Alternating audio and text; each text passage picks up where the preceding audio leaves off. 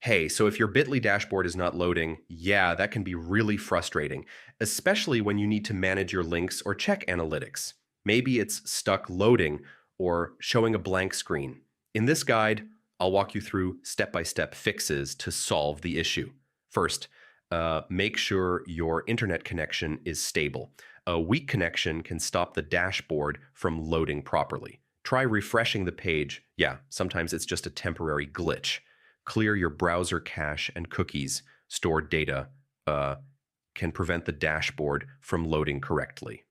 Disable browser extensions, especially ad blockers. Yeah, they can interfere with loading. Switch to another browser or device to see if the issue is local. If you're using a VPN or proxy, turn it off. Some networks can block Bitly services. In some cases, yeah, Bitly servers might be down. Wait a bit and try again later. And finally, log out of your account and log back in. This can fix session-related issues.